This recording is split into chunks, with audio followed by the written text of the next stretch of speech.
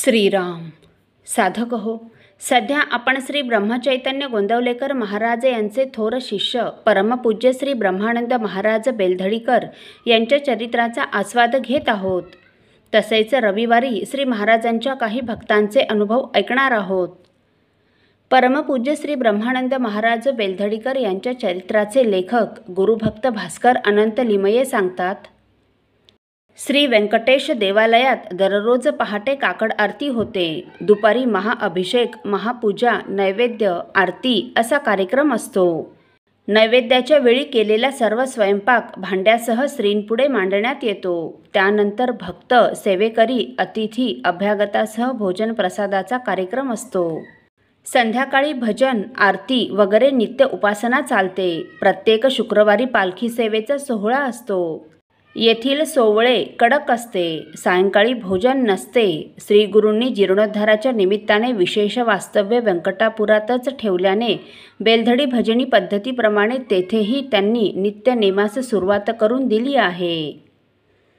येथील स्वयंपाक पाण्याची व्यवस्था येथे सेवेकरिता येऊन राहिलेल्या बायका व श्री गुरूंचे शिष्य मोठ्या दक्षतेने करतात. भाद्रपद वद्य पक्षात निर्वाण दिनाच्या निमित्ताने श्री ब्रह्मानंद गुरूंची आराधना होते.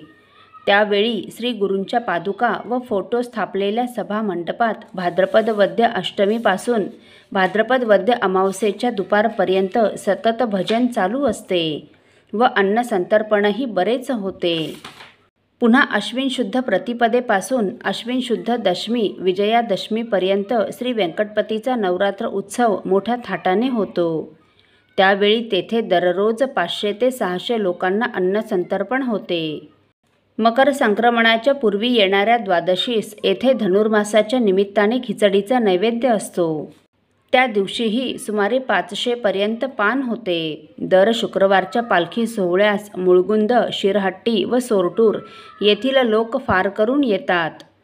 तेथे कायम राहणाऱ्या लोकांची संख्या 8 ते 10 पेक्षा जास्त नसते, पण रोज येणारे जाणारे भक्त प्रत्यही असतातच. पांथस्थानच्या येथे कित्येक इमारती झाल्या आहेत. विशेषतः कर्नाटकमधील सगळ्या भागातील लोक येथे वरचेवर येत असतात. व्यंकटापूर हे शिरहट्टी पोस्टाच्या कक्षेखाली येणारे गाव आहे. हे गदगपासून बेलधडी मार्गे 15 मैल अंतरावर असून शिरहट्टीपासून अवघ्या 4 मैलांवर आहे. श्री व्यंकटापूरचे देवालय फार भव्य आहे. ते निसर्ग सौंदर्याने नटलेले आहे. शिखर फार मनोहर आहे. पवळीचा प्रकार फार सुंदर आहे. देवस्थानच्या समोर ज्या काही पवळ्या आहेत त्या वेगवेगळ्या भक्त लोकांनी बांधलेल्या आहेत. उत्तर भागाची पवळी मलिकवाडच्या देशपांड्यांनी बांधविली असून दक्षिण भागाची पवळी होंबळचे बसनगौडा यांनी बांधलेली होती. येथे देवस्थानच्या पटांगणात एक मोठा अश्वत्थ वृक्ष होता. इमारतीच्या कामास जेव्हा सुरुवात झाली तेव्हा त्या वृक्षापासून अडचण होऊ लागल्यामुळे श्री ब्रह्मानंद गुरूंनी तो तोडविला.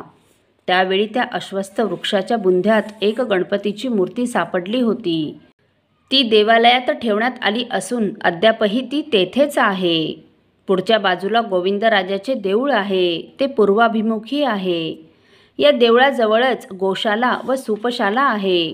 त्या लगतच उत्सव काळात गरज भासल्यास ब्राह्मण भोजनासाठी विस्तृत पटांगण आहे. तेथे मांडव उभारण्याची सोय आहे. श्री व्यंकटेशाचे स्थान खरोखर इतके रमणीय आहे की पाहता क्षणीच प्रत्येक भाविक माणसाच्या मनात भक्तिभाव उचंबळून आल्याशिवाय राहत नाही. तसेच येथे राहून साधन करावे असेही वाटल्याशिवाय राहत नाही. कारण साधन करण्यास हे स्थान रम्य, अतिशय शांत, जगाच्या गजबजाटापासून दूर असल्याने अत्यंत पोषक असे आहे. असो साधक हो, परमपूज्य श्री ब्रह्मानंद गुरूंचे व्यंकटापूरच्या वातावरणात जसजसे अधिक वास्तव्य होऊ लागले तसतसे तेथील थंडी तापाने त्यांच्यावर आक्रमण करण्यास सुरुवात केली. अखेरीस त्यांना थंडी तापाने चांगलेच पछाडले. दिवसेंदिवस थंडी तापाने त्यांची अशक्तता वाढत होतीच. त्यातच अशक्तता वाढण्यास आणखी एक कारण घडले. ते कारण आपण पुढील भागात ऐकणार आहोत. श्रीराम समर्थ. आपल्यातील कोणा श्रींच्या भक्तांना श्रींचे काही अनुभव आले असतील तर कृपया आपण मला ते 9422843253 अथवा सुनीलदादांच्या 9892608401 या व्हॉट्सअप नंबरवर कळवावेत अशी नम्र विनंती. श्रीराम समर्थ.